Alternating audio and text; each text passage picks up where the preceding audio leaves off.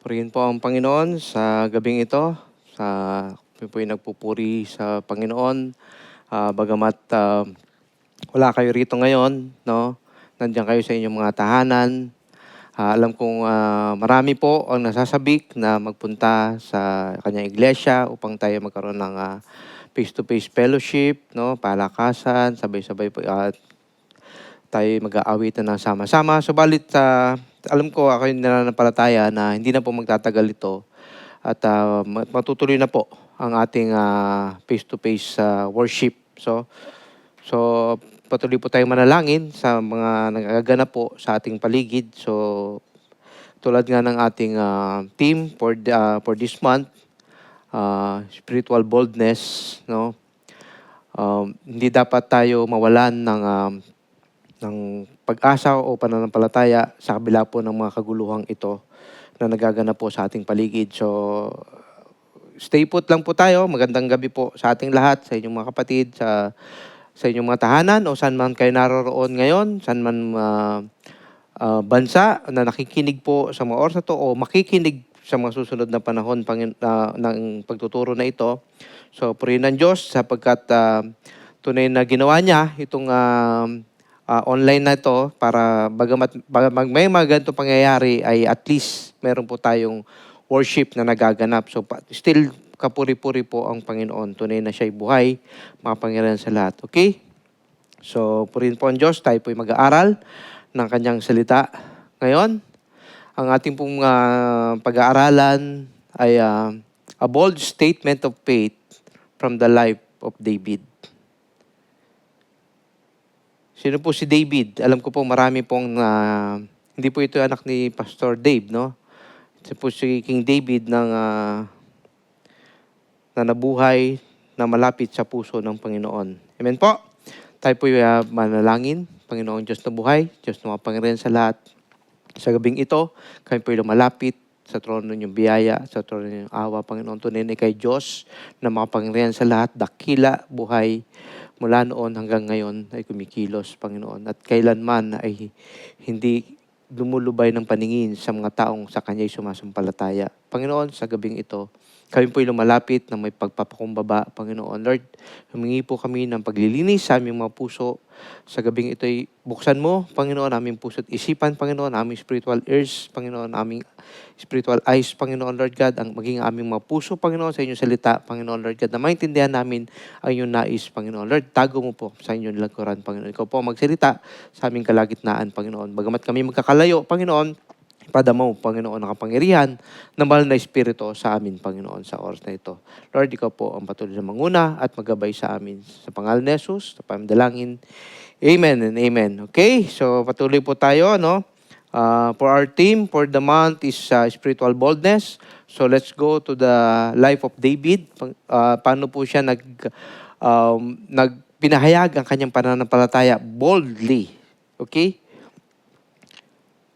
Ito po yung isa sa apat na ating pong pag-aaralan. Pero hindi po ito points. Ito lang po yung mga key na pag-aaralan natin. Unang-una po, David knows his identity. Pangalawa, he is secured in God's love. At pangatlo, he will be forever with the Lord. Kahit ano pang mangyari, dineclare niya ito. At pang-apat, tinawag siya a man after God's own heart. Ito pong ating verse ay babasahin sa Psalms chapter 23 verse 6. Actually, nandito yan. Kung makikita ninyo, nakasulat po yan dito. Psalm 23 verse 6. Surely, goodness and mercy shall follow me all the days of my life, and I will dwell in the house of the Lord forever. Imagine, ito po yung song of comfort ni King David na how bold King David is to declare that God's mercy and grace ay nasa kanya habang siya po ay nabubuhay. Imagine, marami pong pagsubok na dumating sa kanyang buhay. Pinagtangkaan siya ni Haring Saul. Maraming kaguluhan sa kanyang pamilya. Subalit he's declaring na habang ako ay nabubuhay, goodness and mercy shall follow me. And surely, sabi niya, and I will dwell in the house of the Lord forever. Bakit po gano'n na lang yung boldness ni David na i-declare niya ang kanyang faith na kahit na maraming kaguluhan, sinasabi niyang kasama ko ang Diyos. Ang kanyang mercy ay nasa akin. Mamaya intindihan po natin ang lahat ng ito. Faith shows na hindi po siya pagkukulangin ng Diyos. Sabi niya sa verse 1 ng chapter 23, He declares, the Lord is my shepherd, at kailanman ay hindi siya magkukulang. Bakit po? Alam niya ang kanyang identity. Alam niya kung sino siya. Alam niya kung sino ang tumawag sa kanya. Alam niya kung saan siya patungo. Yun ang pinaka-importante po sa lahat sa buhay natin, lalo na sa kabila po ng mga kaguluhang ito. Alam mo, bagamat maraming ugong ng digmaan, alam mo na mayroong Diyos nakatunghay sa iyo. Kaya nga, we must know our identity. Bakit po? Ito ang problema ng Kristiyano. Hindi mo alam yung identity mo. Kristiyano ka ngayon, pagka dumating ang pagsubok, pwede na yan. Diba? We cannot be a hidden agent of the Lord at the same time, a hitman of the devil. Bakit po? Ano po yung hidden agent of the Lord? Yung hidden agent po, in the sense of, pag nalaman ng tao na Kristiyano ka pala. Sounds like, parang hindi halata. But, meron din naman magsasabi sa'yo, Kristiyano ka pala, kaya pala ang bait mo. Kaya pala kita sa'yo, yung sa iyong mga ngiti, yung aliwalas ng iyong aura, dahil meron kang kapayapaan sa iyong puso. Amen? Hindi po tayo pwedeng maging para bang Kristiyano ka pero natatago. Sapagkat sabi nga ikaw ang ilaw ng sanlibutan bilang Kristiyano. Nakikita sa iyo ang liwanag ni Kristo. If you are God's people, dahil Kristiyano ka, makikinig ka sa kanyang boses. Sabi ni David, the Lord is my shepherd. In John 10:27, my sheep hears my voice, and I know them, and they follow me. If the Lord is your shepherd, kung ang Panginoon po ay ang iyong Diyos na iyong sinasamba, you will listen to His voice at kilala niya tayo. At hindi lang tayo makikinig ng kanyang boses. They follow me, sabi ni John. Sabi sa John 10:27. And in James 1:22-25, but be doers of the word and not hearers only, deceiving yourself. For if anyone is a hearer of the word and not a doer, he is like a man observing his natural face in mirror. For he observes himself, goes away, and immediately forgets what kind of man he was. But he who looks into the perfect law of liberty and continues in it, and is not a forgetful hearer, but a doer of the work, this one will be blessed in what he does. Hindi mo maikakaila, kapatid, mga kapatid, mga kaibigan, mga minamahal, na hindi lamang tayo dapat tagapakinig. Kung hindi, ninanamnam natin ang bawat salita na sinasabi po ng Panginoon. Ano po yung sinabi ko kaninang hitman of the devil? You cannot be a Christian at the same time you are a hitman of the devil. Parang alam mo na kagad yung ibig sabihin nun, no? Alam mo yung hitman? Hindi naman yun yung namamaril. Sa totoong buhay, parang namamaril lang isang hitman. Ganon. Pero ang hitman of the devil ay simple lang po. Yung bulong ng bulong at puna ng puna na kanyang kapwa. Yung bang sa bawat saglit ay ang napapansin niya ay ang kamalian ng kanyang kapatid. O yung dumi sa kanyang dumi ng kanyang kapatid. Subalit sabi nga dito sa Matthew 7:3-5, judge not and you be not judged. For For with what judgment you judge, you will be judged. And with the measure you use, it will be measured back to you. Kaya dapat po, bago nating punahin ang ating kapwa, we must look at ourselves. Baka meron din tayong pagkukulang. It's better na makita natin yung mabuti sa ating kapwa kaysa yung bagay na kahinaan niya. Ngayon, sabi niya sa verse 5 dito sa ating binasa, "You hypocrite, first remove the plank from your own eye, and then you will see clearly to remove the specks from your brother's eye."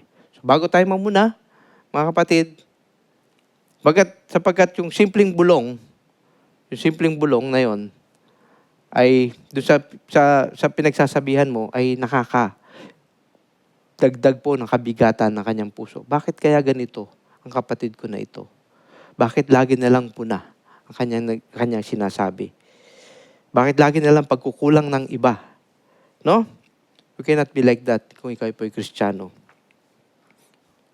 Ngayon, ang tanong, what is your identity?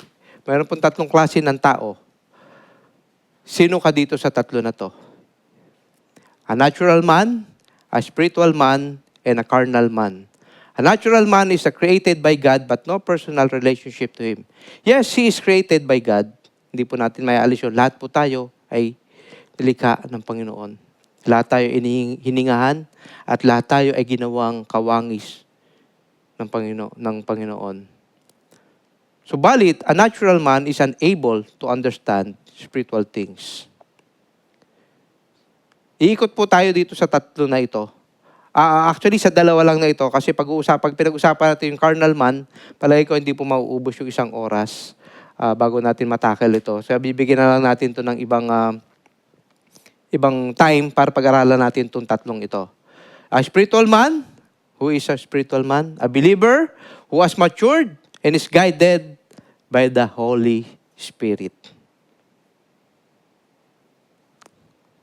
And a carnal man, a believer who is saved. Yes, he is saved, but still lives according to worldly desires, living in maturity. Amen? Mamaya magtataka kayo, baka tanungin niyo ako bakit ganon. Saka na natin papaluwanag ito, medyo mahaba pong usapan niya itong tatlong topic na ito. Okay? Nasaan tayo sa tatlong ito?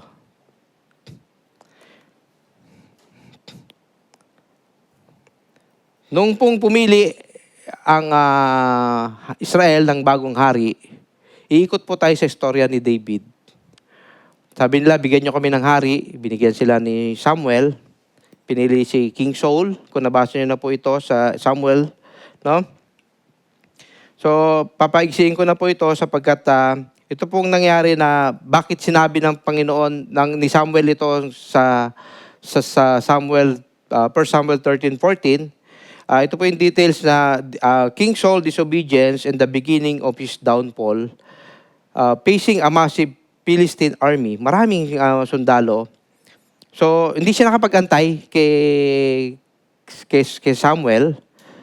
Dapat mag-meet sila doon ng ganung oras, lumipas yung oras, hindi siya nakapag-antay, nag-offer siya. Naggumawa siya ng burnt offering nang wala si Samuel. Offering a burnt sacrifice himself. Rather than waiting for the prophet Samuel, Samuel rebuked Saul for his lack of faith, declaring that his kingdom will not endure and God has sought a new leader. Sinabi niya dito, "But now your kingdom shall not continue. The Lord has sought for him a man after his own heart, and the Lord has commanded him to be commander over his people because you have not kept what the Lord commanded you." Ano nangyari? What caused him sa kanya disobedience? Dahil hindi siya nag-antay. Ito po sa chapter 13, Meron pa pong kasunod dyan. Sa chapter 15 ng 1 Samuel, "I greatly regret that I have set up Saul as king," sabi po ng Panginoon kay Samuel. "For he has turned back from following me." Diyos po nagsasalita nito kay Samuel, and has not performed my commandments, and it grieved Samuel, and he cried out to the Lord all night. Nalungkot ang Diyos. Nalungkot ako na ginawa kong hari si Saul sapagkat tinalikuran niya ako at hindi sinunod ang utos ko. Nang marinig ni Samuel ito, labis siya nabagabag, nanalangin siya sa Panginoon at nang buong magdamag. Ano po nangyari? Bakit ganito? Bakit ganon?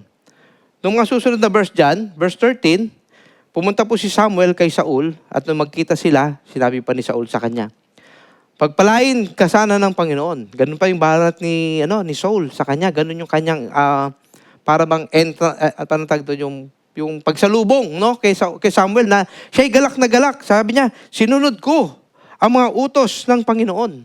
Pinagmamalaki niya, sinunod ko. Ngunit sinabi ni Samuel, ano yung naririnig ko? Naiyakan ng mga tupa. Kung talagang sinunod mo. Sabi ni Samuel, nung una, napakaliit pa ng tingin mo sa iyong sarili. Ngayon, ikaw ay namumuno sa Israel sapagkat pinili ka ni Yahweh at binuhusan ng langis upang maging hari. Ano yung utos sa kanya? Inutusan kanyang lusubin ang masamang bayan ng Amalek at mahigpit na pinagbili ng puksain ang mga ito. Bakit po? Ano ba yung lahi ng mga Amaleks? Sila po yung mga nang-o-oppress ng kanilang kapwa. Kahit na may hina at walang laban sa kanila, pinagpapatay nila. Ninanakawan, inaalipusta. Napakasama, ang sabi ng Panginoon dito, napakasamang lahi itong mga taong ito. In verse 19, sinabi niya, bakit mo sinuway ang utos ni Yahweh? Bakit mo pinag-imbutan ang mga ito? Hindi mo ba alam nang ginawa mo yung malaking kasalanan kay Yahweh? Ano po nangyari kay Saul? Bakit niya sinabi niya? Natakot po ako sa mga tao. Ito ay nagtulak sa kanya para sumuway sa Diyos. Nakinig siya doon sa mga tao na yung kanilang mga spoils of war ay gagamitin nilang alay sa Panginoon. Sounds like good. Logically speaking, good. Kasi sasabihin mo, alay ibibigay ko to sa Panginoon. Subalit hindi yun ang utos ng Diyos. Kung kaya, ano nangyari? Disobedience cost him the crown. Tinanggal po siya sa pagiging hari. Sinabi ni Samuel, akala mo ba higit na magugustuhan ni Yahweh ang handog at hain kaysa pagsunod sa kanya? Mas mabuti ang pagsunod kay Yahweh kaysa paghahandog. At ang pakikinig ay higit kaysa sa haing taba ng lupa. Ang pagsuway ay sa kanya ay kasing sama ng pangkukulam at ang katigasan ng ulo'y tulad ng pagsamba sa Diyos-Diyosan. No? Kapag matigas pa lang ang ulo mo, katulad ito ng pagsamba sa Diyos-Diyosan. Sapagkat tinakwil mo ang salita, tinatakwil ka rin niya bilang hari. Kaya pumasok doon yung word na lagi nating naririnig, no? Obedience is better than sacrifice. Even if you sacrifice those things, subalit ang sabi ng Diyos ay alisin mo yan. At pagkatapos po noon, ano po nangyari? In Samuel 16, iniwan na si Saul ng espiritu ni Yahweh at pinahintulot niya na ang isang masamang espiritu ay magpahirap kay Saul. Ito na. Naghanap na ng ibang hari.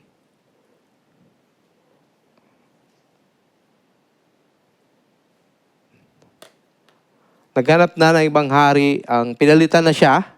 So, natakot pa nga si Samuel noon. Sabi, kung pumunta ka doon at buhusan mo ng langis, anoint mo yung tuturo ko sa'yo. Sabi niya, pag nalaman to ni Haring Saul, baka patayin niya ako. Hindi, sabihin mo lang, mag-aalay ka, ganito, ganon. So, sa madaling salita, paigsiyan natin kasi mahaba po ito. In verse 13, natagpuan niya si David.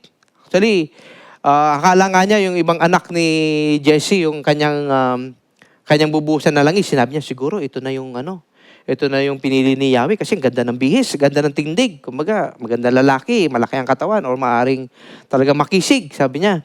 Subalit, nirebuke pa siya ng Panginoon. Sabi niya, ang tao ay nakatingin sa panlabas na kanyuan, subalit ang Panginoon ay nakatingin sa nilalaman ng puso. Hindi yun ang pinili niya. Pinahanap pa niya. Sabi niya, wala ka na ba natitirang anak dahil wala rito? Dumating po, pinatawag si David. itong verse 13, sabi, Then Samuel took the horn of oil and anointed him in the midst of his brothers, and the Spirit of the Lord came upon David from the day forward. So Samuel arose and went to Ramah. Malis na siya, sapagkat yung kanyang purpose ay na-serve na. When Samuel anointed David, siya yung bunso, no? Siya yung pinakabata. The Spirit of the Lord, ito po yung pinaka-importante dito. The Spirit of the Lord came upon David from the day forward. Mula nung araw na yon, siya ay napuspos ng Espiritu ng Panginoon. Spiritual boldness is the divine courageous imparted by the Holy Spirit's anointing, enabling believers to act, speak, and stand firm in faith despite fear and oppositions. Bakit naging ganun katapang si Haring David? Bagamat binabantayan niya ang mga tupa, sinabi niya, pinapatay niya ang leon at ang oso. Balit nung dumating ang Espiritu ng Diyos sa kanya, malaki ang pagbabago na ginawa ng Diyos sa buhay ni Haring David. Bago umalis ang Panginoong Jesucristo, bago siya mag-resurrect sa langit, binilinan po niya ang kanyang mga alagad sa Acts 1:4. He instructs his apostles not to leave Jerusalem, but rather to wait for the gift of the Holy Spirit. What is the gift of the Holy Spirit? The promise of the Father na bibigyan sila ng katuwang that He had previously discussed with them. This command was given just before His ascension, emphasizing that they needed to wait for spiritual empowerment before beginning their mission. Kapag ikaw ay padadala ng Diyos, hindi ka niya pababayaan. Kaya huwag kang matakot. Antayin mo ang pagpuspos ng Banal na Espiritu. And on the day of the Pentecost, the Holy Spirit came. When the day of Pentecost came, they were all together in one place. Suddenly, a sound like the blowing of violent wind came from heaven and filled the whole house where they were sitting. What they saw, what seems to be tongues of fire that separated and came to rest on each of them. All of them were filled with the Holy Spirit and began to speak in other tongues as the Spirit enabled them. Kapag ikaw ay tinawag ng Diyos, huwag ka matakot na sumagot ng oo, sapagkat bibigay niya sa'yo ang kapangyarihan ng Banal na Espiritu. I-anoint ka niya para sa kanyang ministeryo. So alam na natin na balik tayo sa buhay ni David. Nung siya po'y pumunta sa labanan para magdala ng pagkain sa kanyang mga kapatid, kinukutya ng isang higante ang bayan ng Israel. Sabi niya, bakit kayo natatakot? No? Sabi niya dito sa Samuel 17:37, David said, The Lord who delivered me from the paw of lion and from the paw of the bear, He will deliver me from the hand of this Philistine. Kita mo yung faith ni David, hindi mo matatawaran. Takot na lahat eh. Maski ang hari natakot na eh. At naniwala si Saul. Sabi niya, then go, the Lord be with you. David was anointed king when he was a youth, but he did not gain the throne until he had suffered many years as an exile.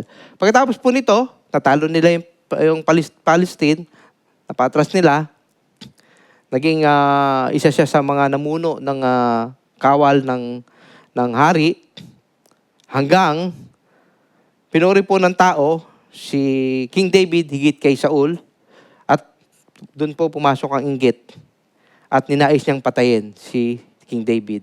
Pinagtangkaan niyang mapatay si David. Anointed one si David. Subalit, nagaganap ang mga bagay na ito. Bakit po? Sapagkat pinapadaan ka ng Panginoon sa pagsubok upang makita mo lalo ang kamay ng Diyos kung paano siya kikilos sa gitna ng mga sufferings na ito.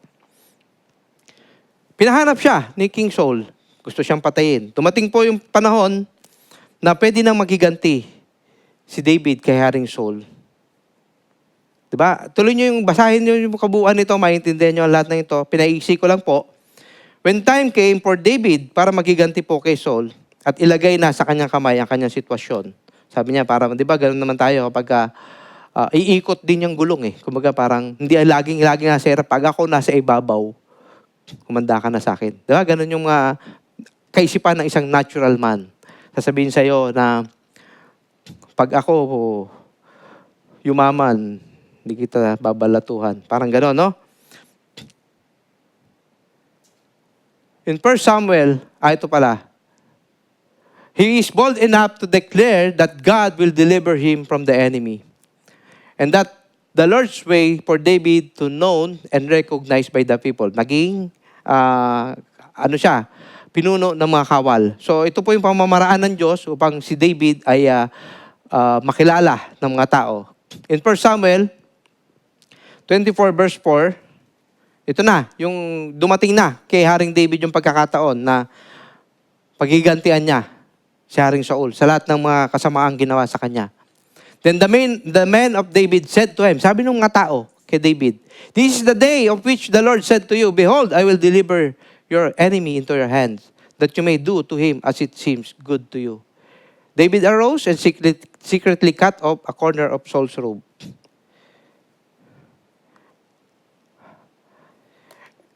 Pagkatapos niya pinutol yung damit ni King Saul, nabagabag po ang kanyang kalooban. In verse 5, it happened afterward, David's heart troubled him because he had cut Saul's robe. Ano nangyari? Sinabi niya sa mga tao, "The Lord forbid that I should not do this thing to my master." Hindi siya nagpadala sa sinasabi po ng kanyang kawal. "The Lord's anointed to stretch out my hand against him, seeing he is the anointed of the Lord." Kinikilala niyang si Saul ay anointed ng Panginoon. So David restrained his servants with this word, "I did not allow them to rise against Saul." And Saul got up from the cave and went on his way. Pagkatapos noon, sinabi niya, David also arose afterward, went to the cave and called out to Saul, saying, "My Lord, the king." And when Saul looked behind them, David stooped with his face to the Lord and bowed to them. David is the spirit-filled man, lives in integrity. Hindi niya hayaang siya'y magkasala dahil sa buyo ng tao. Anong pagkakaiba ni David at ni Saul? Si Saul natakot. Sinasabi ng tao, sinunod niya ang tao kaysa ang Diyos. Dito, sinasabi ng tao, gantihan mo na, patayin mo na. Pero dahil siya ay spirit-filled, nabubuhay po siya sa integrity. But the natural man will do whatever pleases him. The spiritual man will do what pleases the Lord. Amen po? So, yun po yung pagkakaiba nilang dalawa. And in next verse, "Let the Lord judge between you and me, and let the Lord avenge me on you. But my hand shall not be against you." Sabi niya kay Haring Saul.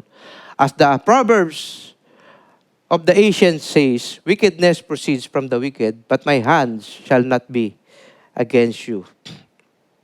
Wickedness proceeds from the wicked. Hindi ko pala nilagay dito, okay? Because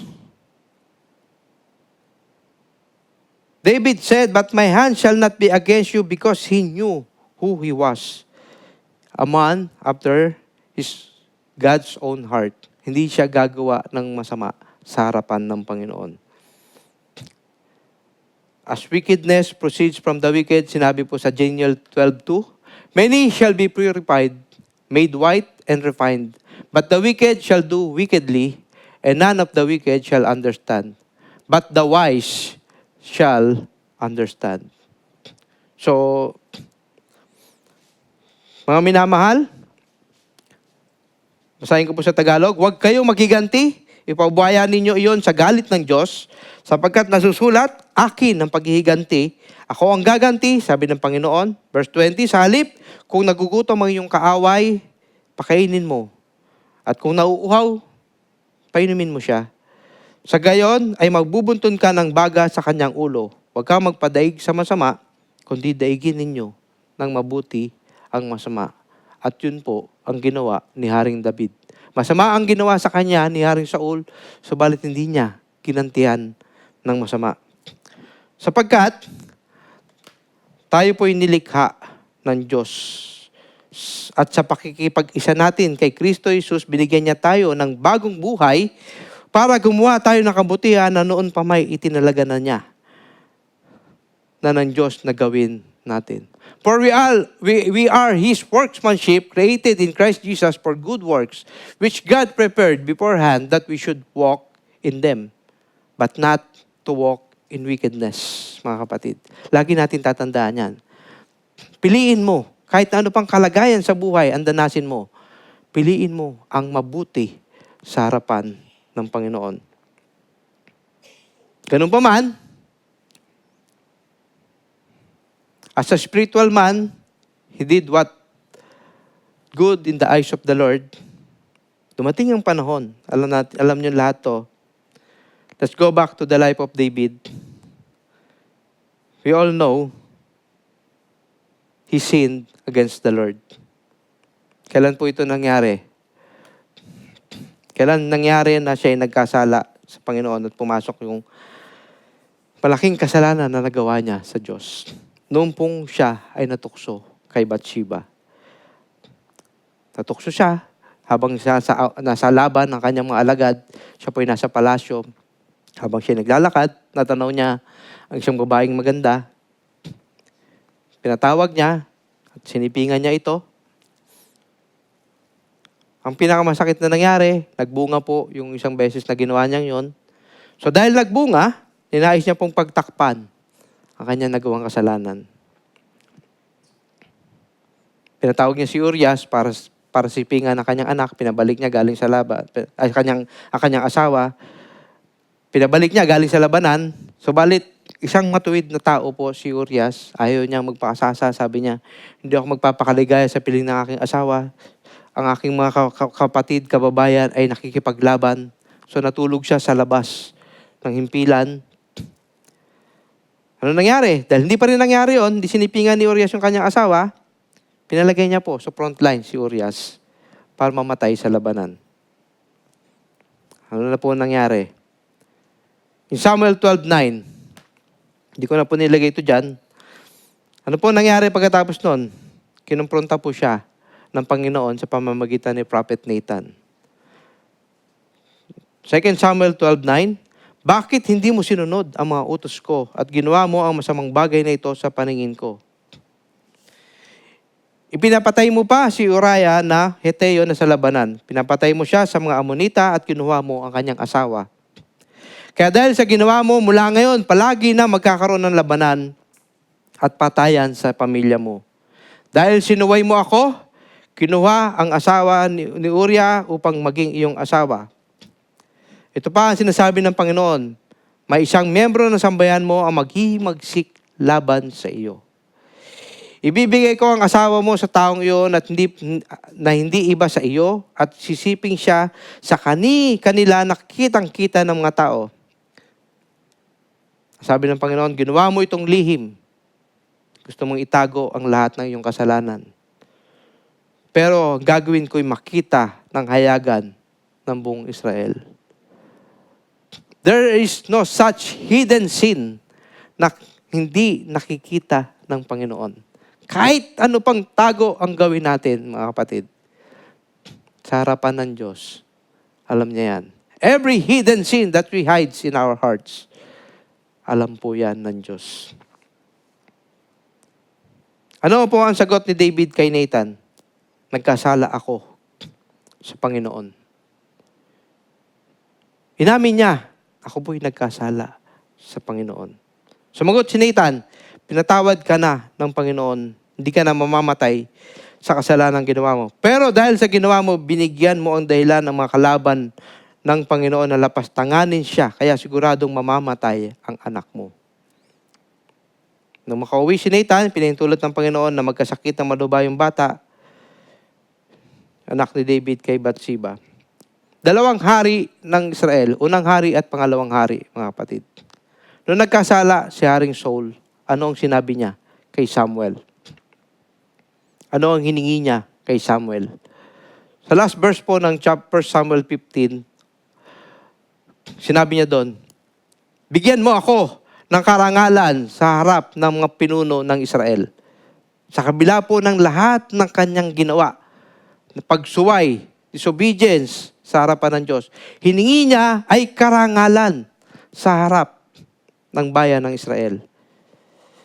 Subalit, ano po ang hiningi ni David nung siya po ay nagkasala? Inamin niyang siya ay nagkasala sa harap ng Diyos. 2 hari, 2 parehong pinili ng Diyos. Subalit magkaiba ang kanilang tugon sa kanilang pong pagkakasala. Gaano ba tayo humaharap sa Diyos kapag tayo po ay nakagagawa ng mga pagkakamali at pagkakasala? Ang iba ay hindi na pumupunta sa church. Ang iba, ayoko nang makita dyan kasi hindi naman ako, kumbaga, ganito na lang ako. Tingin nila. Pero ano yung hinihingi ng Diyos pag ikay nagkasala? Bakit pinatawad si David? Bagamat merong mga kaguluhang magaganap sa kanyang naganap sa kanyang buong pamilya. Kasi sa totoo lang, ang pinakamatinding pagsubok po na mararanasan ng isang tao, pag ang ginamit sa iyo ay yung mga mahal mo sa buhay na. Yun ang pinakamasakit, yung asawa, yung anak. Yun po ang yung pinakamasakit na mangyayari. Sa kabila po ng mga nangyari kay David, gaano siya nanalangin sa Panginoon? In Psalm 51, sabi niya dito, "Have mercy on me, O God, according to your unfailing love." Hinanap niya na, dahil kilala niya ang Diyos. Pagkat ang iyong pag-ibig ay hindi nagmamaliw. "According to your great compassion, blot out my transgressions. Wash away all my iniquities and cleanse me from my sin." Hindi siya nagdahilan. Hindi siya naging tulad ni Adan at ni Eva na sinabing, dahil sa kanya, kaya ako nagkasala. Bakit kasi siya naligo sa labas? Dahil sa kanya, kaya ako nagkasala. Hindi po. Hindi na siya naghanap pa ng dahilan. Sinabi niya, "Wash away all my iniquity and cleanse me from my sin. For I know my transgressions and my sin is always before me." Bago pa man ako pinanganak, ako'y makasalanan na. It is a desperate words for one who feels desperately cut off from the presence of God. Paano tayo umaharap sa Diyos kapag tayo nagkakasala? Ang iba ay para bang sounds like, kung di naman niya ginawa sa akin to, hindi ko naman gagawin ito eh. Gumanti lang ako eh. Pinprovoke niya ako eh. Di ba?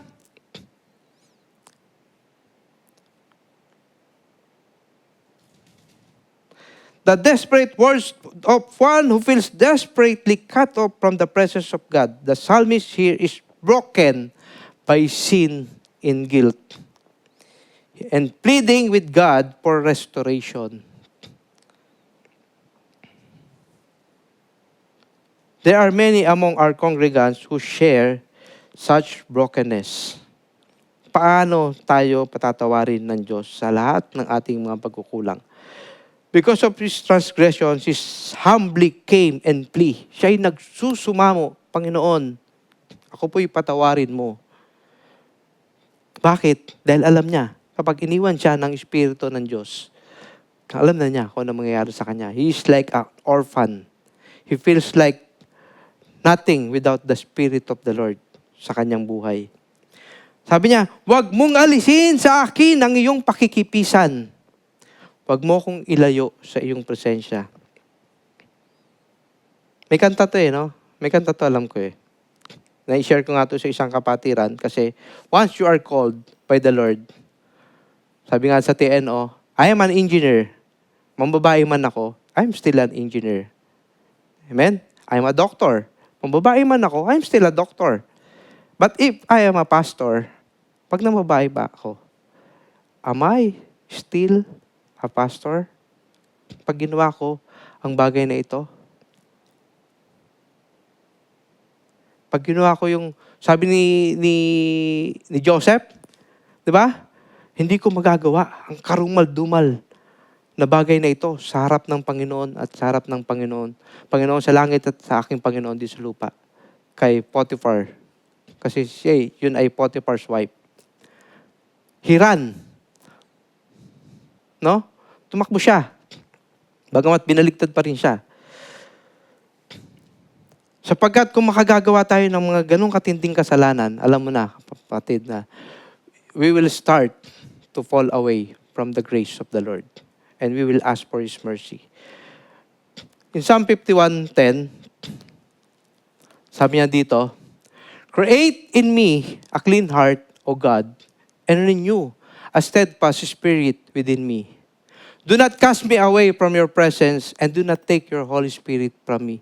Ito ang pinaka-hinihingi ni King David nung siya po'y nagkasala. Sinabi niya, Panginoon, do not cast me away from your presence. Sapagkat without the presence of the Lord, there's no peace. Sa kabila ng mga kaguluhang ito, pag wala ang presensya ng Diyos sa iyo, talagang magugulumihanan ka. There's no peace at all. And verse 12, "Restore to me the joy of your salvation and uphold me by your generous spirit." Bakit nagiging talunan ang mga Kristiyano? Bakit nagiging malungkutin o laging nakabusangot ang ating pagbumuka? Because there's no such joy of your salvation in your life. Kapag kung nararamdaman mo ang joy of salvation, ano mang mangyari sa'yo, alam mong may layunin ng Diyos. Bakit nagaganap ito? Ano mang mangyari sa'yo, ang laban na nalaban natin ay hindi sa pamamagitan ng ating lakas. Ang laban na dapat natin gawin ay lumuhod sa harapan ng Diyos. At hilingin mo sa Diyos na, Lord, balik mo sa akin ang joy, ang salvation na ito.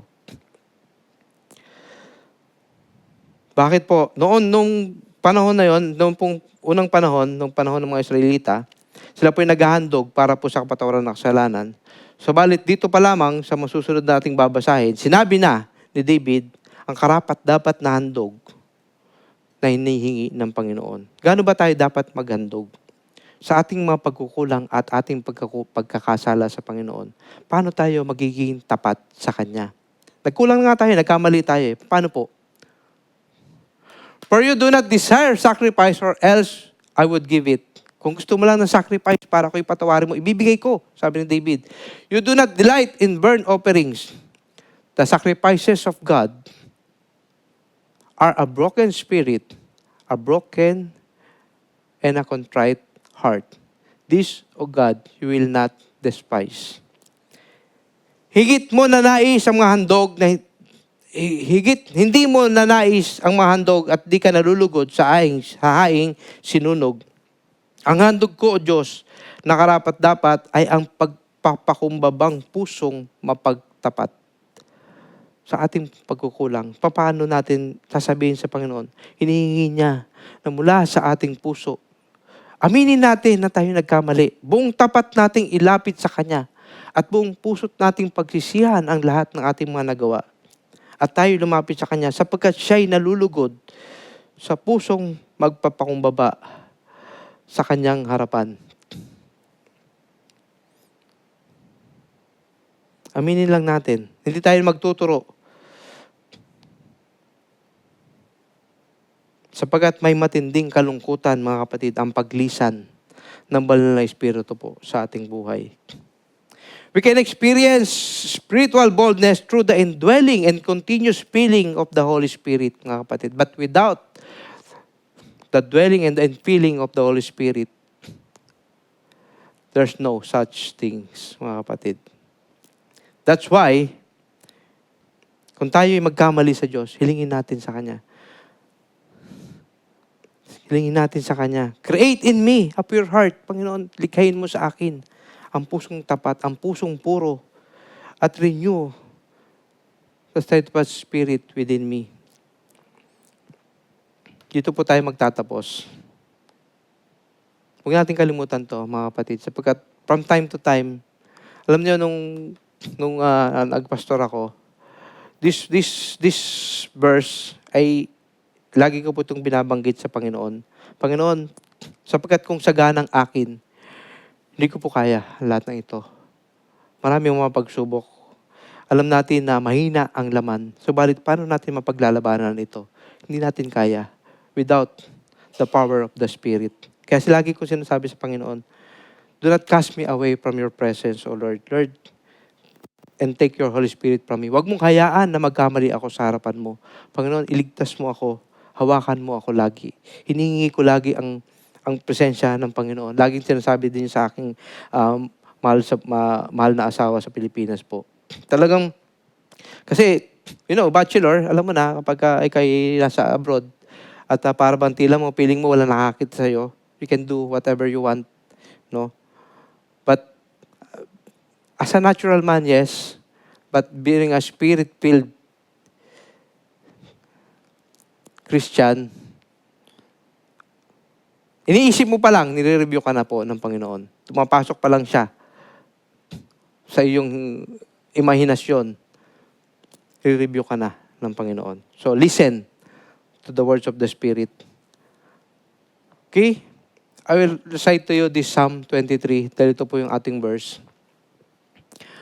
How bold David declares this one. It's a song of comfort for him habang siya po ay habang ang mga tao, ang Haring Saul ay pinagtangkahan ng kanyang buhay. At ang isa sa pinakamasakit dito, ang kanyang anak, pinagtangkahan po ang kanyang buhay. Pinagtangkahan ng kanyang buhay ni Absalom. Inagaw ang karian sa kanya. Subalit sa kabila ng yun, sinabi niya sa mga alagad niya, huwag niyong papatayin ang anak ko.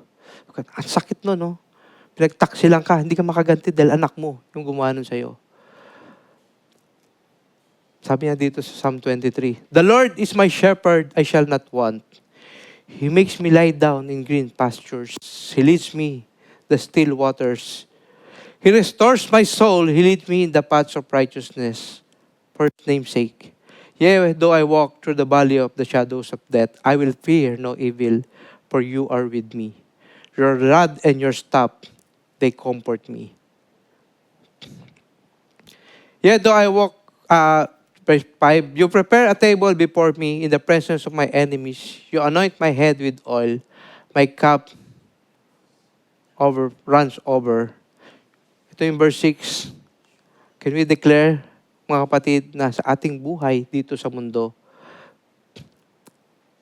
nakasama natin ang ating, sa sheep, no? Yung mga sheep, sa shepherd, before King David, the shepherd boy, na naging hari, alam niya yung pagiging sheep, kaya dineclare niya to. Alam niya ang pagiging shepherd, alam niya kung paano niya iningatan ang mga tupa laban sa mga masasamang elemento na gustong sumila sa mga tupa. Ganon din po ang ating Panginoon. Alam niyang iniingatan niya tayo. How can we declare this verse 6 na sa ating buhay, mga kapatid, dito sa mundong ito, sa kabila ng mga kaguluhan na gaganap po sa ating paligid, walang flight, yung iba ay kalahati ang sinasahod, yung iba ay walang sinasahod, yung iba ay malayo sa pamilya, marami pong